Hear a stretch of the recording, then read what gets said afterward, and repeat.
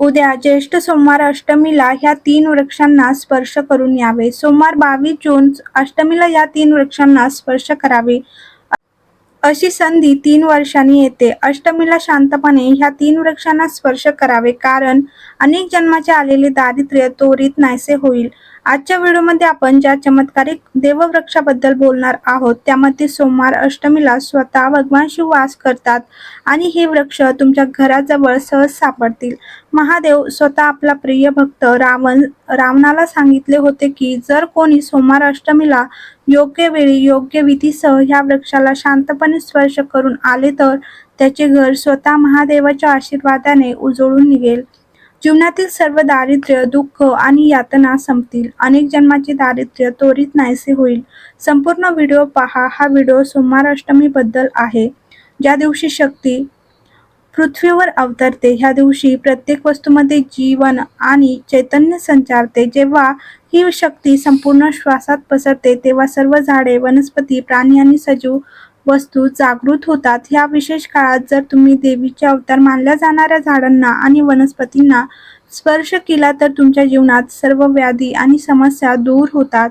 विशेषतः कालसर्पदोष, मंगळदोष, शनिदोष आणि राहुदोष यासारख्या समस्यांचा प्रभाव नाहीसा होतो आणि त्या पूर्णपणे नाहीशा होतात. आज आम्ही तुम्हाला 4 ते 5 देववृक्षाबद्दल सांगणार आहोत, जे आपल्या धर्मग्रंथामध्ये अत्यंत महत्त्वाचे मानले जातात. ही झाडे तुमच्या आजूबाजूला सहज आढळतात, त्यामुळे ती तुम्हाला तुमच्या घराच्या अगदी जवळ सापडतील. आता व्हिडिओमध्ये पुढे जाण्यापूर्वी जर तुम्ही कमेंट सेक्शनमध्ये हर हर महादेव असे आधीच लिहिले नसेल तर कृपया हर हर महादेव नक्की लिहा. तुम्ही आमच्या व्हिडिओवर कमेंट करता आणि लाईक करता तेव्हा आम्हाला खूप आनंद होतो. आता सोमवार अष्टमीला आपण ज्या 3 झाडांना स्पर्श केला पाहिजे त्याबद्दल चर्चा करूया.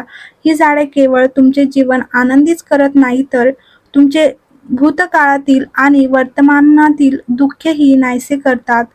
तर पहिले वृक्ष आहे देववृक्ष. पूजेमध्ये विशेषतः बेलवृक्षाचा वापर केला जातो. सोमवार अष्टमीला बेलवृक्षाला सर्वात महत्त्वाचे झाड मानले जाते. भगवान शिवांना बेलाची पाने खूप प्रिय आहेत आणि शिवलिंगावर बेलाची पाने अर्पण केल्याने विशेष आशीर्वाद मिळतात. तसेच शिवांच्या पूजेसाठी बेलवृक्ष अत्यंत पवित्र मानला जातो. असे मानले जाते की बेलवृक्षाची उत्पत्ती पार्वतीच्या घामातून झाली आहे आणि स्कंदपुराणानुसार हे झाड देवी नवदुर्गेचे स्वरूप मानले जाते. स्कंदपुराणाच्या कथेत असे म्हटले जाते की देवी पार्वती बेलवृक्षामध्ये, माहेश्वरी फांद्यांमध्ये, गौरी फळांमध्ये, कात्यायनी फुलांमध्ये आणि देवी लक्ष्मी ह्या झाडाच्या संपूर्ण खोडात वास करतात. देवी पार्वतीच्या घामातून जन्मल्यामुळे हे झाड अनेक देवी देवतांचे स्वरूप मानले जाते. म्हणूनच धार्मिकदृष्ट्या हे झाड खूप महत्त्वाचे आहे. जर तुम्ही संध्याकाळी शिव मंदिर किंवा नवदुर्गा मंदिराजवळील बेलवृक्षाखाली तुपाचा दिवा लावला तर ती व्यक्ती धनवान आणि शक्तिशाली बनते.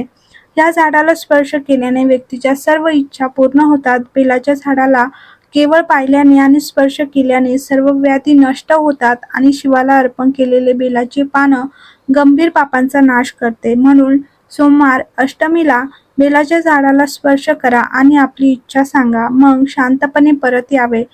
तुमचे सर्व दुःख, वेदना संपतील आणि तुम्हाला धन, सुख आणि समृद्धी प्राप्त होईल. भक्तांनो, आता आम्ही तुम्हाला आणखी एक अत्यंत महत्त्वाच्या वनस्पतीबद्दल सांगणार आहोत. हे आहे शमीचे झाड. आपल्या धर्मग्रंथामध्ये शमीच्या झाडाची पूजा जगदंबेचे स्वरूप म्हणून केली जाते. हे साक्षात माता जगदंबेचे स्वरूप आहे आणि माता जगदंबा त्यावर वास करतात. जर तुमच्या कुटुंबातील कोणी सदस्य बराच काळापासून आजारी असेल तर तुम्ही शमीच्या झाडाच्या मुळाशी कुंकू वाहू शकता.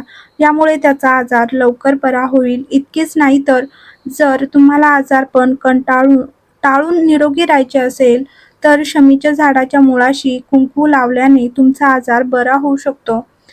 तुम्ही सोमवार 22 जून अष्टमी रोजी झाडाला स्पर्श करून आपली इच्छा सांगावी. तसेच जेव्हा तुम्ही हे कराल तेव्हा तुम्हाला दिसेल की तुमच्या इच्छा पूर्ण होतील आणि तुमचे दारिद्र्य संपेल. या दिवशी प्रत्येकाच्या इच्छा पूर्ण होतात. सोमवारच्या अष्टमीला शमी वृक्षाचा आशीर्वाद घेऊन आपल्या जीवनात सुख आणि समृद्धी आणा. तसेच आता आपण तिसऱ्या वृक्षाबद्दल बोलूया. पारिजात वृक्ष. ह्या पारिजात वृक्षाचा जन्म समुद्र मंथनातून झाला आणि तो देवराज इंद्राच्या नंदनवनात स्थापित झाला. नंतर भगवान श्रीकृष्णाने मानवजातीच्या कल्याणासाठी हे झाड पृथ्वीवर आणले. हे झाड लक्ष्मीचे रूप मानले जाते, कारण देवी लक्ष्मीचा उगम देखील समुद्र मंथनातून झाला होता.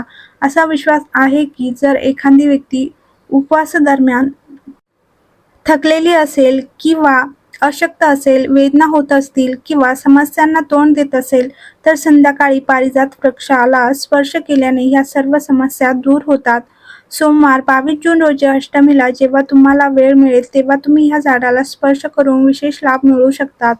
जर तुम्ही सोमवार 22 जून अष्टमीला ह्या झाडाखाली तुपाचा दिवा लावला आणि त्याच्या मुळाला थोडे कुंकू लावले, तुमच्या सर्व इच्छा पूर्ण होऊ शकतात आणि आपली इच्छा मनात बोलावी. लक्ष्मी आमच्या घरात वास करो, पितृदोष ग्रहदोष दूर व्हावोत, कृपया आमच्या जीवनात समृद्धी आणि आनंद आणा. पुढचे पवित्र आणि शुभ मानले जाणारे वृक्ष पिंपळ वृक्ष.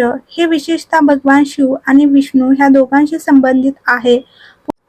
पिंपळाच्या झाडाखाली बसून ध्यान करण्याची आणि तेथे स्वच्छ ठेवण्याची शिफारस केली जाते.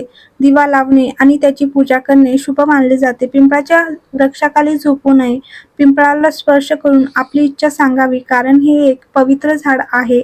तसेच हिंदू धर्मात वटवृक्ष विशेष अमृत आणि आशीर्वादाचे प्रतीक मानले जातो. वटवृक्ष अनेकदा भगवान शिव आणि माता पार्वती यांच्या संयुक्त पूजेशी जोडला जातो. सोमवारच्या अष्टमीला या झाडाचे दर्शन घेणे अत्यंत शुभ मानले जाते. वडाच्या झाडाच्या मुळाशी दूध आणि पाणी अर्पण करावे आणि भगवान शिवांचे ध्यान करत ओम नमः शिवायचा जप करावा. वडाच्या झाडाची पूजा करा शुभ मानले जाते. भक्तांनो, सोमवारच्या अष्टमीला तुम्ही या वृक्षाला स्पर्श करायलाच हवे.